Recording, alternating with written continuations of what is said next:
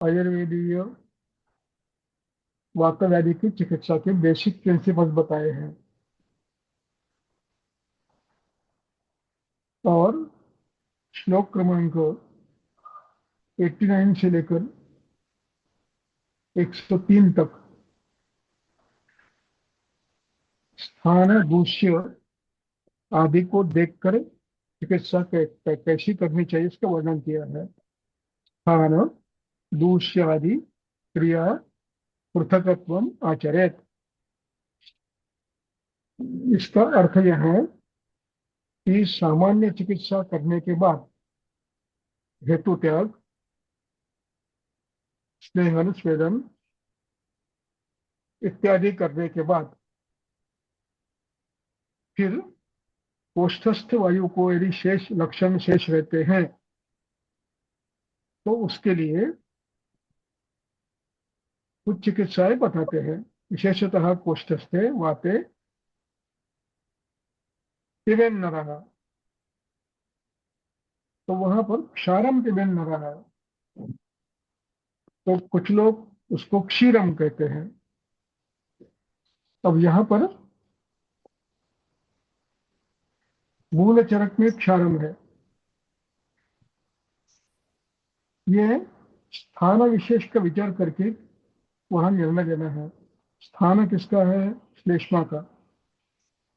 दूष्य अन्न रस, यानी अन्नवा स्रोतस।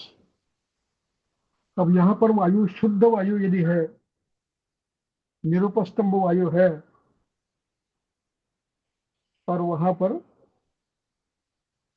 कोष्ठस्थ वात के कारण कुछ व्याधियां उत्पन्न हुई है, वो व्याधि का स्वरूप क्या है? यदि उससे अग्निमान्य हुआ है तो चिकित्सा का स्वरूप भिन्न होगा।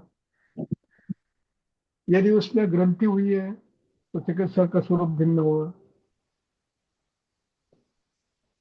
यदि गुल्म हुआ है तो चिकित्सा का स्वरूप भिन्न होगा।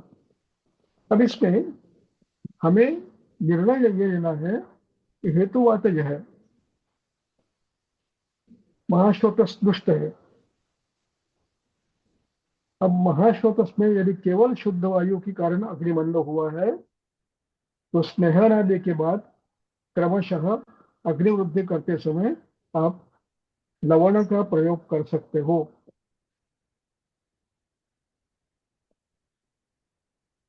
गृहिणी में वातज अग्निमान्य में लवण सहित तैल पीने के लिए कहा है। तो ये कुष्ठस्थ वायु है। अब ये निर्णय यहां जो दिया है ग्रंथकर्ता ने,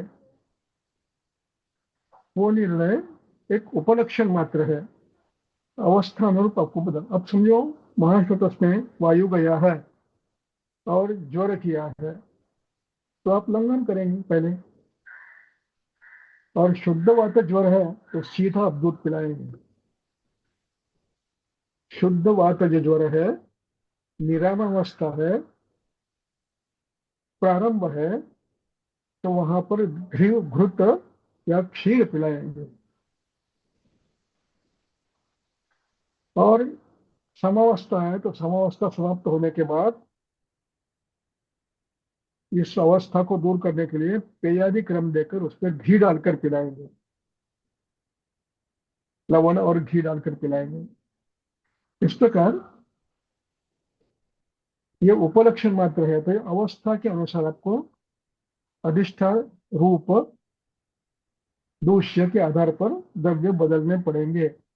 गुल्म हुआ है तो वहां पर आपको सामान्य चिकित्सा के बाद क्षार युक्त घृत का या तेल का प्रयोग करना पड़ेगा। इस प्रकार परिवर्तन आपको करना है। और केवल अग्निमान्य है तो आप सामान्य चिकित्सा के बाद लवण युक्त तेल का प्रयोग करेंगे। उसको कहते हैं कोष्ठस्थ वाते। कोष्ठस्थ वात का अर्थ है कोष्ठ में वात प्रकोप हुआ है और वहां पर दोषों ने कहीं ना कहीं आश्रय किया है। फिर वो हो सकता है इसोफेगस में हो सकता है अमाशय में हो हो सकता ग्रहणी में हो सकता पक्वाशय में हो सकता अर्श में हो। तो इस प्रकार कोष्ठस्थे पिबेत क्षीरम क्षारम लवणम तैलम घृतम दुग्धम। शुद्ध वात ज्वर में आप घृत पान करेंगे। इस प्रकार या क्षीर पान करेंगे सिद्ध सिद्ध करके। इस प्रकार इस विषय को समझना है। और वह उसके बाद एक शब्द और आया है, पाचने विपने ही युक्त ही अम्ल व पाचयन मलान। ये इसका अर्थ यह है कि ये स्वतंत्र हेतु से कुपित वायु इसने भी अग्नि अधिष्ठान को अभिभूत करके आमोत्पत्ति की है। ऐसी अवस्था में आपको पाचन दीपन युक्त अम्ल रस देकर दोषों को पाचन करना है और उसके बाद फिर शमन करना है।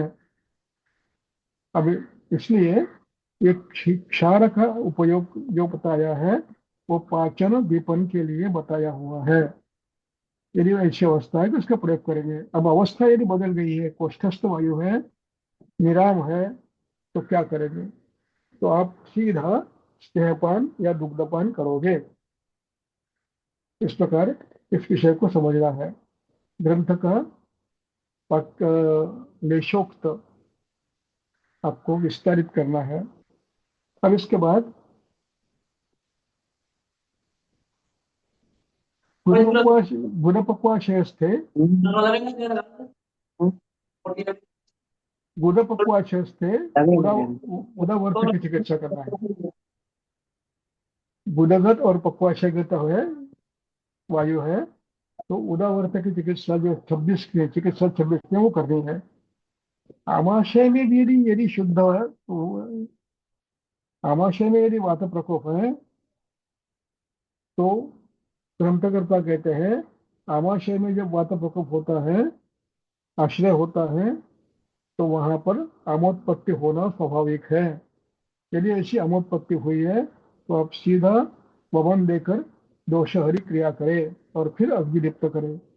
शुद्ध से यथा दोषहरी क्रिया। क्यों लिखा है?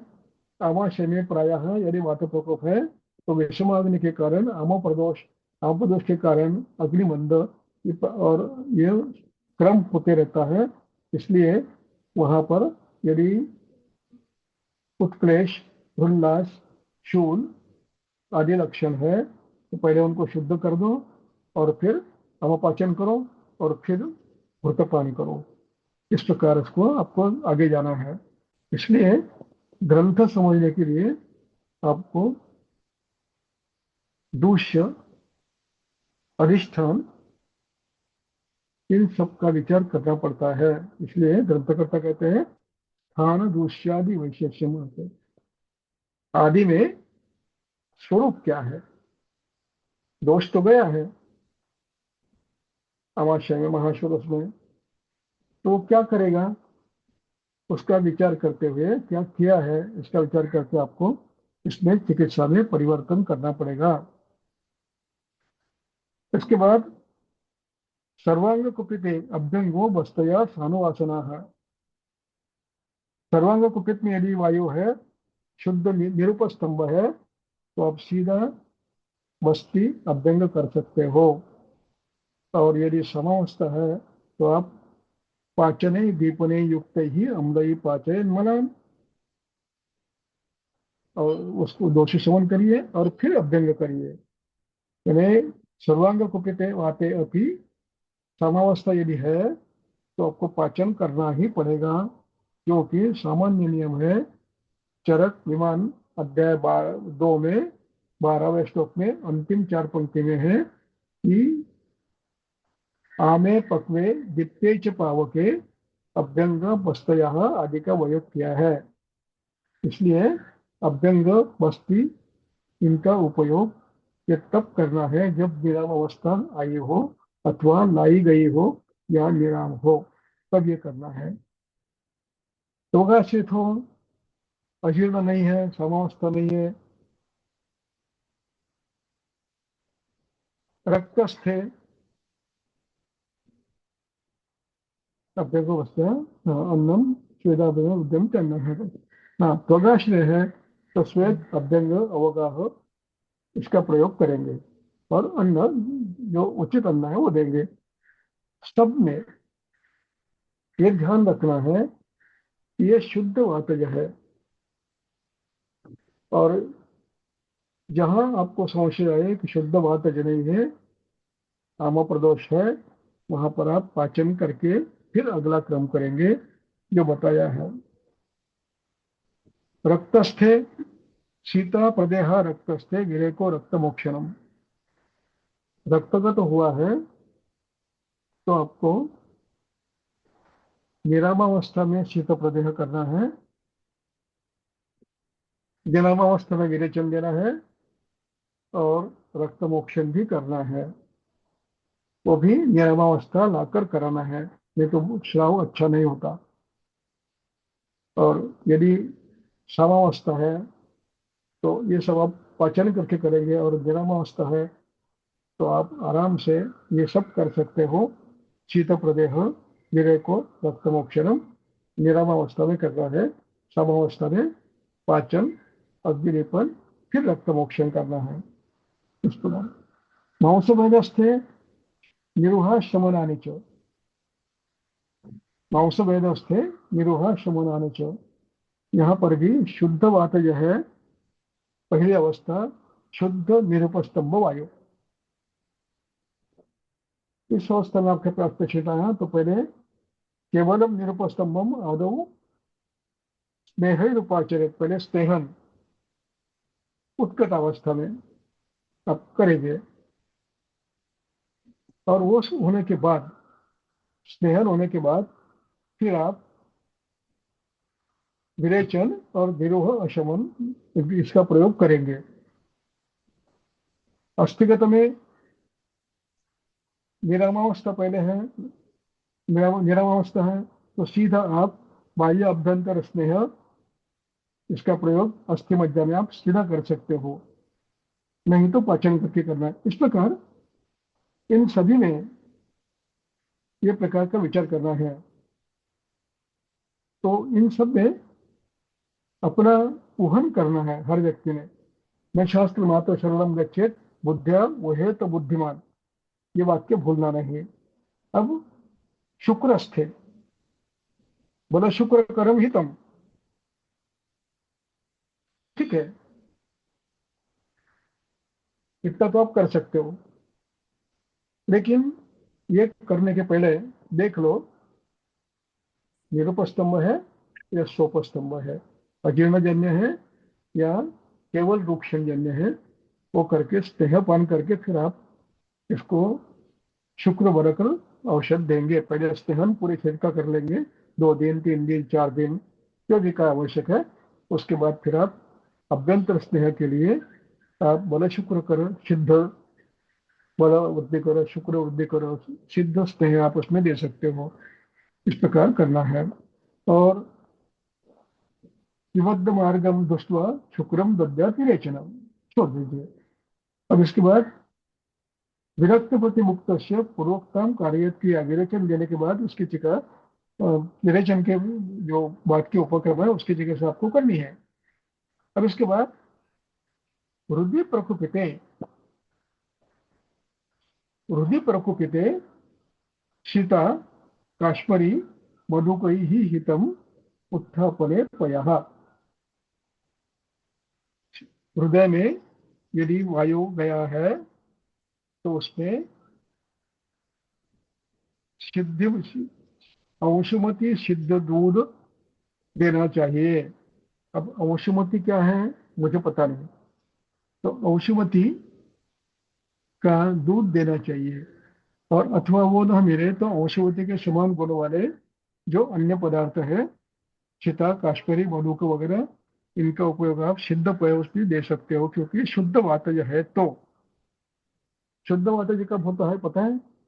यदि कोई व्यक्ति भूखा है, उपवास है, भूख लगी है, क्षीण है, वृद्ध है, और परिश्रम करने लगा, तो उसको थोड़ी देर के बाद वृक्षुल शुरू हो जाएगा। इस अवस्था में यह वृक्षुल रसक्षयजन्य है। रसगत वृक्ष गुण का, द्रव गुण का, स्निग्ध गुण का क्षय हुआ है, इसलिए यहाँ पर पेन होता है। इस अवस्था में उसको आप सीधा तुरंत संतर्पण करने वाला लघुत्तम पदार्थ लाजा लाड़ सत्तु पय, ये सिद्ध दे सकते हैं, द्राक्षारस, ऐसे सिद्ध द्रव्य दे सकते हो, तो ये वेदना तुरंत शांत होती है। ये सद्य चिकित्सा है। और ये भी इंफेक्शन परमानेंट रहता है, तो उसकी चिकित्सा में थोड़ा सा आपको फिर ये चीजें करनी पड़ेगी। मूल क्रिया, वायु का शमन, फिर अवरोध दूर करने के लिए, कठिन अवरोध होता है वो दूर करने के लिए सिद्ध कपिल सिद्ध घृत, और फिर हृदय द्रव्यों का प्रयोग, रसायनों का प्रयोग बाद में आपको करना है। इस प्रकार मच्छ्याम नाभि प्रदेश अस्ते, नाभि में यदि शुद्ध वायु है तो वहां पर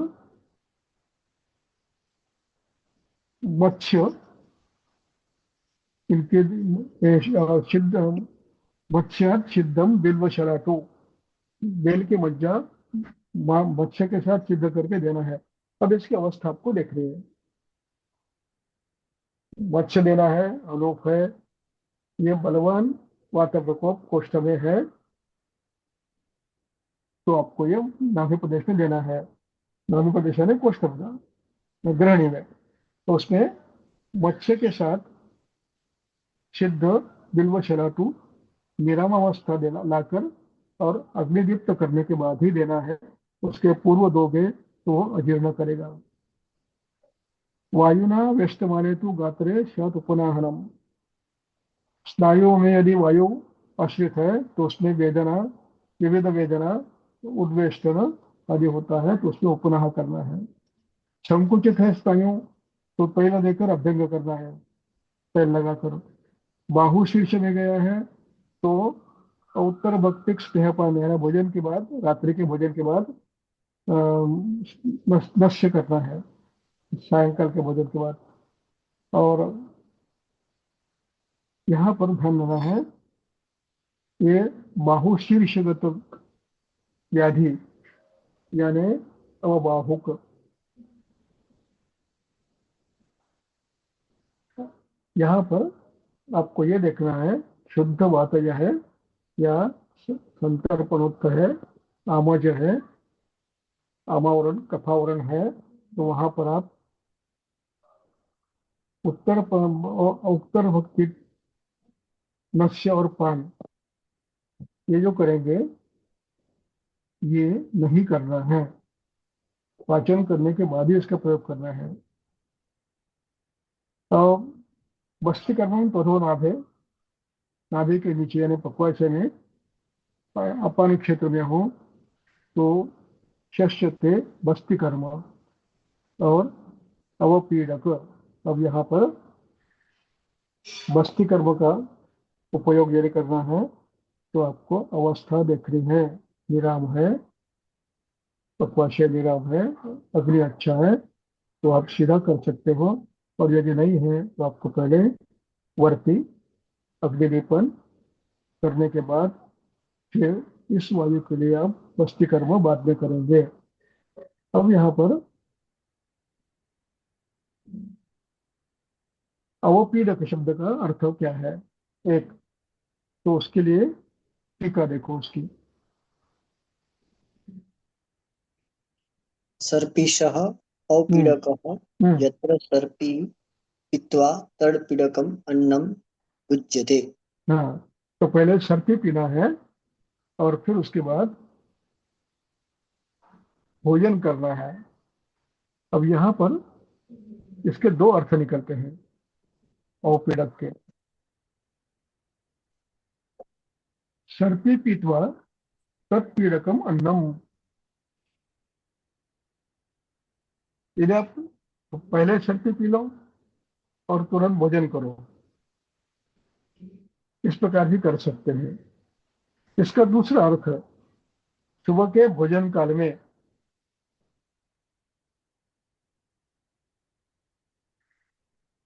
स्नेहपान करवाओ।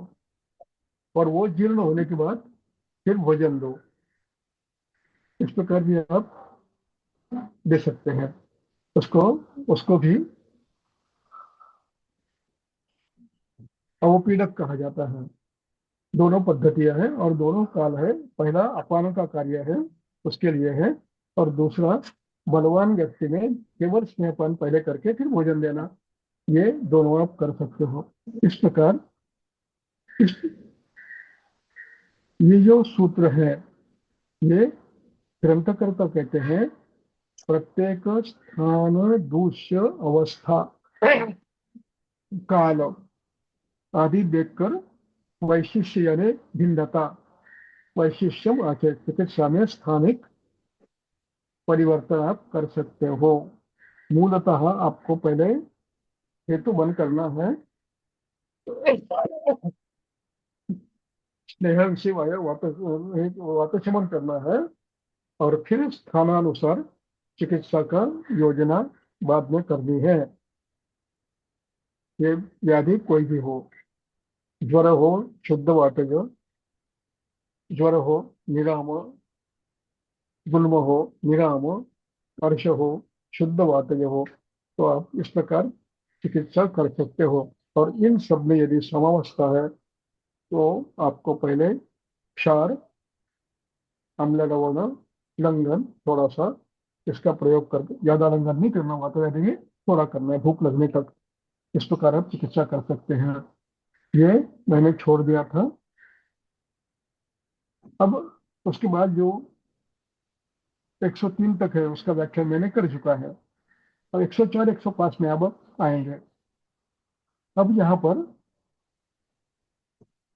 वातज व्याधि व्याधि में सभी सभी शुद्ध, ये अधिष्ठान इसका अधिकरण है केवलम निरुपस्तंभम। ये अधिष्ठान अधिकरण है केवलम निरुपस्तंभम आदौ स्नेहे रूपाचरे। अब यहाँ केवलम निरुपस्तंभम उसकी चिकित्सा है। इसका दूसरा अर्थ ये सोपस्तंभ की ये चिकित्सा नहीं है। तो उसकी चिकित्सा आपको दूसरे पद्धति से पाचन शोधन आदि से करनी पड़ेगी। ये अब इसलिए अधिकरण निरुपस्तंभ होने के कारण यहाँ पर ग्रंथकर्ता भृंगन आहार का विधि बताते हैं। सर्पिस्तैल वसा मज्जा शेक अभ्यंजन वस्तया स्निग्धा स्वेदा निवातम स्थानम प्रावरणानि रसाः पयांसि भोज्यानि स्वाद्वं लवणानि च भगवानम यच्च तत्सर्वं प्रशस्तं वातरोगिणे। ये आपको अभ्यंग, पस्ती, स्निग्ध स्वेद, निवात स्थान, प्रावरण, ये उपक्रम करने हैं। और आहार में मांस रस स्वादु अम्ल लवण युक्त देना है। गुंगन जो भी और कुछ गुंगन है तो वो भी आप देंगे। इसका अर्थ समझना है। ये वर्णन केवल निरुपस्तंभ वायु का है, उसमें ये आपको करना है। अब इसके लिए अब ये अवस्था, एक गुंगन के पहले आप स्नेहन किया, फिर आप गुंगन गुंगन किया, स्नेहन के बाद रक्त रस रक्त वृद्धि मांस वृद्धि आदि आपने साथ में किया। अब इसके बाद प्रकरण शुरू होता है 106 से, वो भिन्न है। अब यहाँ पर पहले पढ़ेंगे और फिर इस पर भाष्य करता हूँ। पढ़ो 106 पढ़ो। बलायाः पञ्चमूलस्य दशमूलस्य वा रसे अजशीर्षाम्बुज आनुपमांसात् पिशिते हि पृथक् हम्म साधयित्वा रसान्। प्रत्येकवा रसान् स्निग्धान् दधि अम्लव्योष संस्कृतान् भोजयेत् वात रोगार्थं ते हि व्यक्तलवणैः नरम् हाँ एते हि एव उपनाश्च पिशिते हि संप्रकल्पयेत्। हाँ। अब यहाँ पर श्रद्धा करता श्लोक नंबर 99 से लेकर 103 तक कुछ अवस्थाओं में उपनः बताते हैं। रुद्रशीषु प्रयुंजात खल्याम च उपनाहनम। अब उस उपनाहन के लिए बलाया पंचमूलस्य साधयित्वा रसान् और इन्हीं से उपनह करने के लिए बोला है। तो पहले भोजन के लिए साधयित्वा रसं सिद्धं दद्यन् भोजयेत्, भोजन के लिए अजशीर्ष अंबुज अनुपमांस मांस मांसाद पिषत, अनुपमांस मांस खाने वाले व्यक्ति का यानी प्राणी का मांस, इनको पृथक साधयित्वा, यहाँ पृथक शब्द महत्व का है, सब नहीं लेना है, या तो अजय शीर्ष लो, या तो अम्बु लो, अंबुज लो, या तो अनुप लो, या तो पिषित मांस भोजन करने वाला प्राणी का मांस लो। इनसे आपको शुद्ध करना है। कैसे शुद्ध करना है मांस रस को? स्निग्ध स्निग्धान दधि अम्ल व्यवश संस्कृतान, इनसे इनको सिद्ध करो और इसका भोजन में प्रयोग करो, और इन्हीं द्रव्यों का उपनह करने के लिए प्रयोग करो। यानी यहाँ पर आपको उपनह के लिए और भोजन के लिए ये श्लोक लिखा है। उसके बाद घृततैलयुतम अम्लम अवगाहन है, और कुछ व्यक्तियों में कटिशूल है, कटिस्तंभ है, पृष्ठ स्तंभ है, तो अवगाह देना है, तो अवगाह के लिए घृततैलयुतैः साम्लैः क्षुण्ण क्षुण्णैः अनस्थिभिः मांसरस, अनस्थि लेना है, अस्थि निकाल कर लेना है, मांस लेना है, और उससे क्वाथ बनाना है। घृत तैल युत डालकर पत्रोत क्वाथ पयस्तैलम द्रोण्यम, तो पत्र का क्वाथ करो, द्रोणी में डालो, और उसको उसको बिठा के रखो। ये अवगाहन के लिए कल्पना दी है। अब ये इसका अधिकरण सूत्र क्रमांक 104 की पहली पंक्ति है। प्रत्येकम स्थान दूष्य अवस्था काल देश आदि वैशिष्यात आचरेत, इनके विश्व वैशिष्ट यानी पृथक पृथक। तो प्रत्येक स्थान के लिए, अवस्था के लिए, काल के लिए आप जैसा उचित समझे वैसे करना है। इसके बाद आता है स्वभक्तानां प्रशस्यन्ते शेकाश्च अनिरोगिणाम, शुद्ध वातज अनिरोगी हो तो अभ्यंग करके, अच्छा अभ्यंग करके उसके लिए फिर नाड़ी श्वेत देना चाहिए। उसके लिए द्रव्य कौन से है? शतावरी, दशमूल, कुलत्थ, बदर, अम्ल, माश, तिल, रासना, यव, बला, वसा, दधी, आरनाल, अम्ल, सकुंभ्याम विपाचयत, नाड़ी स्वेदम प्रयुंजित पिष्टयिश्च अपने उपनायनम, इनसे नाड़ी स्वेद दो। शुद्ध वातज में नाड़ी स्वेद इनसे देना है। हुँ? और उपनाह भी इससे करना है। पिंड स्वेद भी इनसे करना है। शुद्ध वातज में पिंड स्वेद करना है, तो आप आनूप मांस, औदक मांस, दशमूल, शतावरी, कुलत्थ, बदर, माश, इनमें से जो द्रव्य उपलब्ध है उसका प्रयोग आप करेंगे पहले से अध्ययन का। इसके बाद पाना में, उसी का पाना और अभ्यंग भी आप कर सकते हो घृत बना कर। घृत तैल अभ्यंग पान में बचो। और उसके बाद उपनाह के लिए और बताते हैं, जिनके लिए उपनाह देना आवश्यक है उसके लिए मुस्ता, किण्व, तिल, पुष्प, सुरा और लवण, नतम, दधि, क्षीर, चतुर्स्नेह ही स्निग्धम शाद उपनाहन, उपनाहन के लिए आप इन द्रव्यों का उपयोग करेंगे। अब आगे बताते हैं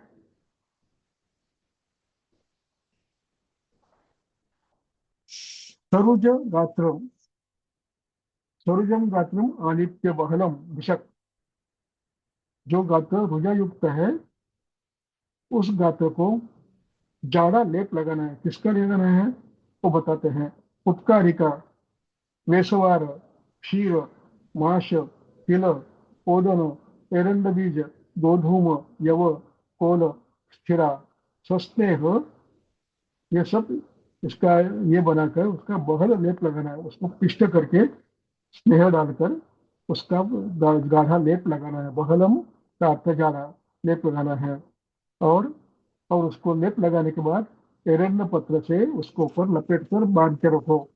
और ये बांधने के बाद इसकी पद्धति है, रात्रों में बांधो, सुबह मुका निकाल लो, और सुबह बांधे रात में निकाल लो। इस प्रकार आप इसका उपनाम कर सकते हो। उसके बाद आता है दूसरा कल्प, क्षीरा मुना तथा सिक्तम पुनश्च उपनाह है। उसको फिर उपनाह करो, क्षीर अम्बु से उसको सिक्त करके उसी द्रव्य से फिर उपनाह करो। अथवा क्या करो, बंधन के लिए मुंचे रात्रौ क्षीर हाँ, पुनश्च उपहितम चर्मभिश्च बद्ध्वा, उसको उपनाह कर लगाओ, उसके ऊपर चर्म से बांधो, और चर्म भी सलोम हो, लोमों के साथ चर्म ताकत प्राप्त करके उसको बांधो, उपनाह करो। और वो कैसे करना है, मुंचे द्रातो दिवाबद्धम, दिन में बांधो, रात्रि में मुंचित करो। इस प्रकार आपको करना है। अब इसके लिए और कुछ चीजें बताते हैं। फलानाम पहले योनि नाम अम्लपिष्टान सुशीतलान प्रदेहान उपनाहांश्च गंधैर्वातहरैरपि वयसैः कृशरैः कारयेत् स्नेह संयुतैः। इतने द्रव्यों से आप उपनाह कर सकते हो, प्रदेह कर सकते हो। तो उसके लिए गंध गंध युक्त वातहर, पायस, कृशरा, इनका भी आप देख बंधन उपनाह के लिए कर सकते हो। इस प्रकार इस सूत्र का अधिकरण ये है, प्रत्येकम स्थान दूष्यादि क्रिया वैशेष्य आचरण। स्थान कौन सा है, दूष्य कौन सा है, इसका विचार करके इन कल्पों का प्रयोग आपको करना है। यानी पहली अवस्था स्नेहपान करो, फिर ब्रह्मण आहार दो, और तीसरी स्थानिक उपचार, स्थानानुसार उपचार करने के लिए विविध कल्पों का प्रयोग करो। इस प्रकार चिकित्सा के भिन्न भिन्न अवस्था की औषधियां उन्होंने बताई है। इसका प्रयोग हम व्यवहार में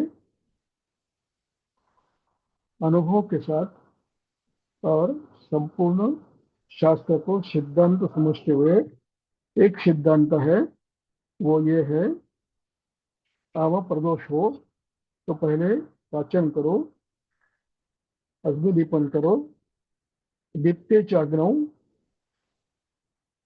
पक्वे पक्वे च आमे, फिर आप स्नेह, अभ्यंग, बस्ती आदि सब अनुवासन आदि कर सकते हो। तो ये ध्यान रखते हुए शुद्ध वातव्याधि में इनका प्रयोग स्थानानुरूप, देशानुरूप, कालानुरूप, अवस्थानुरूप आपको करना है। ये विषय इस तरह समझना है। बाकी हो गए हैं। अब अगला जो आएगा वो कैलानी शुणु, वो तो शायद मैंने 125 तक किया है कल। तो उसके बाद या नहीं, केवल एक दो ही किए हैं। फिर अब कल बताऊंगा, सोमवार को। जी गुरु जी। यहाँ रुकते हैं। जी गुरु जी, धन्यवाद। धन्यवाद। समझा कुछ? हेलो, जी गुरु जी। कुछ समझ में आया? बिल्कुल बिल्कुल गुरु जी। इतने कल पत्रियां दिए, बदला बदला जी जी। अवस्था कैसी है, ये समझना है। विमुक्ताम प्रदोषस्य पुनः परिपक्व दोषस्य दीप्ते हम्म, च अग्नो अभ्यंग आस्तापन अनुवासम विधिवत स्नेहम पानम च युक्त्या प्रयोज्यम। इस बात को कभी नहीं भूलना है। हम्म? हम्म। और ये संभव है, संभव तंत्र व्यक्ति से जी। अभाव कोष्ठस्य ये व्याधि हो सकती है। बराबर। वायु के कारण अग्नि विषम होकर, अग्निमंद होकर यह अवस्थाएं आ सकती है, इसका ध्यान रखना है। जी जी गुरु। चलो ठीक है। में सभी प्रकार के जो स्वेद है हम्म, उसमें से जैसे उपना आदि स्वेद है वो निराम अवस्था में हम प्रयोग में नहीं ले सकते हैं। ले साम सकते हैं। अवस्था में, साम अवस्था में प्रयोग में नहीं ले सकते हैं, हाँ, मतलब कुछ स्वेद। अनुपक नहीं, अनुप नहीं कर सकते आप। अनुप हम्म। है, स्नेह युक्त है, इनका नहीं करेंगे आप, गाड़ी बढ़ेगी। जी। हम्म, जी गुरु जी। दुर्दशी भी है, तो हम्म। सावावस्था है, तो आप इसका प्रयोग नहीं करेंगे। बराबर है। सावावस्था है तो आप वहां पर पुनर्नवा का लेप लगाएंगे। बराबर है। पुनर्नवा, दारू, हरिद्रा, इसका लेप लगाएंगे। निराग्नि स्वेद सभी का प्रयोग कर सकते हैं। हाँ, हाँ, ये समझ रहा है। हम्म। चलिए, चलो, कितने लोग थे सुनने को, अंदाजा 19 जने हैं, उन्नीस है? 20 जने। चलो हाँ। ठीक है। जी गुरु। चलो रखता हूँ। प्रणाम। धन्यवाद, मुझे आपने समय दिया। आपका बहुत बहुत धन्यवाद। हम्म, आपने इतना दिव्य ज्ञान दिया। ये मुझे रिकॉर्डिंग करना, रख करके रखना जरूरी लग रहा है अगले पीढ़ी के लिए। नहीं, बिल्कुल बिल्कुल। हम्म, पूरा नहीं तो ये रिकॉर्डिंग कर रहे हैं। नहीं तो ये कोई बताएगा नहीं ना, ये चिंता जी है गुरु। मुझे। ये जी गुरु। बताने वाला निकला तो बहुत ही आनंद होगा मुझे। चलो। जी गुरु ओके। जी। जी गुरु।